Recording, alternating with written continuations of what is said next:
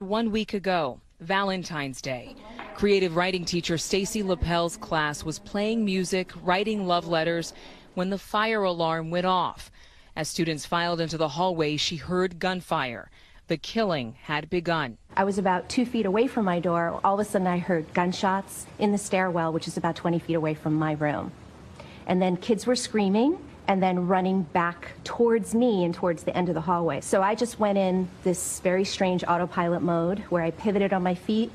I unlocked my door, and then kids just started pouring in my room. I don't know how many kids were in there, but I was pulling them and getting them in and shouting at them to get in the room.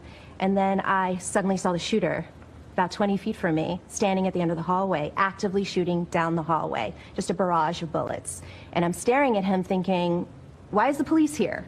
This is strange, because he's in full metal garb, helmet, face mask, bulletproof armor, shooting this rifle that I've never seen before. I don't know when I decided it was the right time to close the door. I grabbed the handle with both hands, and that's when I got nicked or grazed or whatever you call it.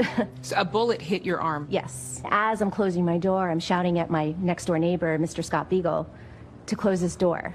And he's the kind of man that would just keep that door open a little longer. You know, he's all about the kids, you know, but he couldn't see the shooter. I had a good visual of him, which is why I yelled at him to shut his door now. I heard him shoot a barrage of bullets into Mr. Beagle's room.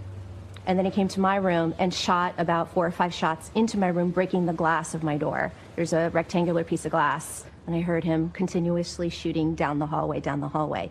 And I never really knew when he left because we just thought he was still there. It was so quiet, and then all of a sudden I hear helicopters outside, far, far in the distance, it seemed to me. Police officers far, far in the distance. Kids were screaming in the hallway for help. We're trained not to let anybody in the room. And I would say a good 45 minutes went by, maybe an hour, and when we heard the SWAT team come on the floor, but I still didn't trust that it was them because they were banging on the doors. Police let us in. No one got up.